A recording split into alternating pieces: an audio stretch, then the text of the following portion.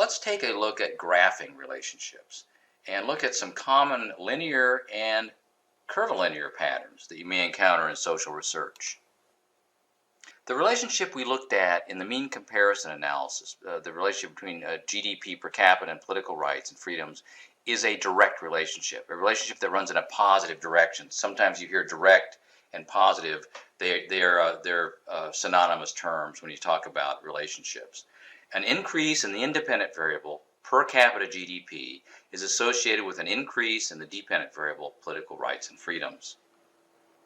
Here's a graph of that relationship. You may recall the mean comparison table. Those with a low GDP per capita were down in terms of this the scale score of political rights and freedoms.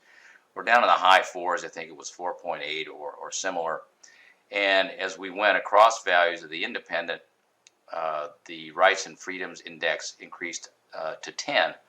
And you can see at every time you increase the value of the independent variable, you're also increasing the value of the dependent variable. So it's a direct positive relationship.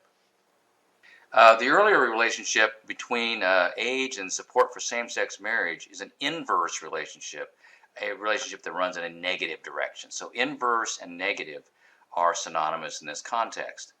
An increase in the independent variable age is associated with a decrease in the dependent variable, the likelihood of supporting same-sex marriage. Here's a bar chart of that relationship, very similar to a line graph, except we use bars instead of a line. And you may recall among the youngest cohort, those 18 to 30 years old, the support for same-sex marriage was a little bit over 50%. And then every time you increase age, the percentage saying allow same-sex marriage decline. So it's a inverse or negative pattern. The likelihood of supporting same-sex marriage declines as age goes up. Now, both of the relationships we just looked at are linear, are very close to linear. What does this mean? An increase in the independent variable is associated with a consistent increase or decrease in the dependent. It may not be perfectly consistent, but those relationships are very close. Every time you increase the value of the independent variable, the dependent variable either increases by a fairly consistent rate or decreases by a consistent rate. So the term linear captures that relationships. Now, of course, many relationships are not linear. They're nonlinear or curvilinear, and some of these are quite interesting.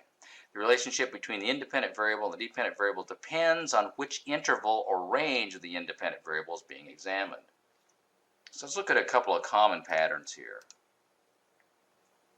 As one moves across values of the independent variable, the relationship might remain positive, so it's still a positive or direct relationship, or negative, inverse, but change in strength or consistency, from strong to weak or from weak to strong.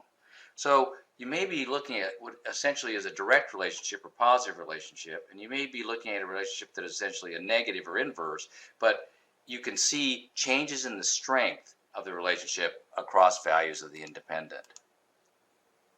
Now here's a mean comparison.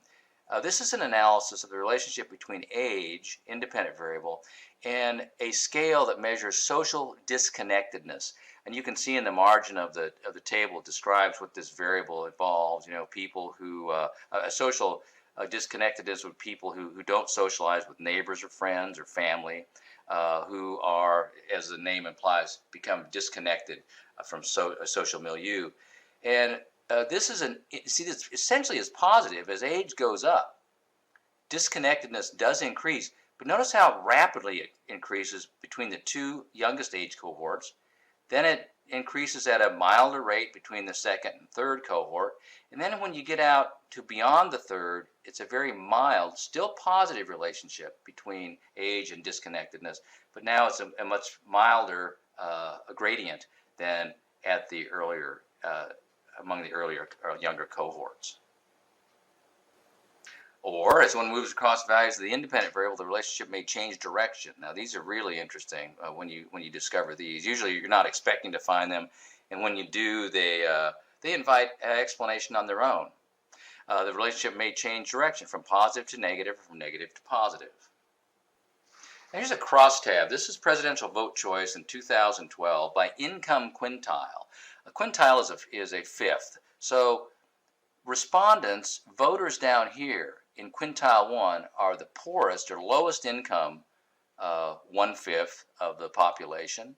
Here's the next increase in income, the next quintile up, the second quintile. Here's the middle income quintile, quintile 3, and then the next highest, and then the richest quintile here is quintile 5. And let's analyze this data. We've set up the table according to the rules of cross-tabulation analysis. You can see, for example, that 69.2% of the poorest quintile voted for Barack Obama. That drops in the next richest quintile to 56.5. Let's go up another quintile. It drops yet again to 47.1 among the middle income group. And then something interesting begins to happen. When you get to the second richest quintile, if you were, quintile 4, Barack Obama's support ticks up by about a percentage point. And then among the richest quintile, it increases yet again to 50.3. You can see here, that's interesting. Like it's a negative relationship until you get to the middle, and then it turns positive. As income goes up, the support for Barack Obama increases yet again. Here's what it looks like graphically. And this is quite unexpected.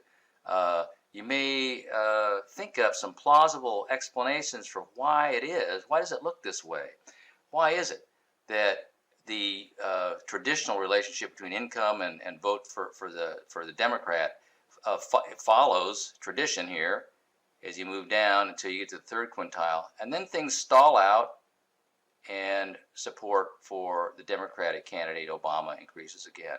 Very interesting.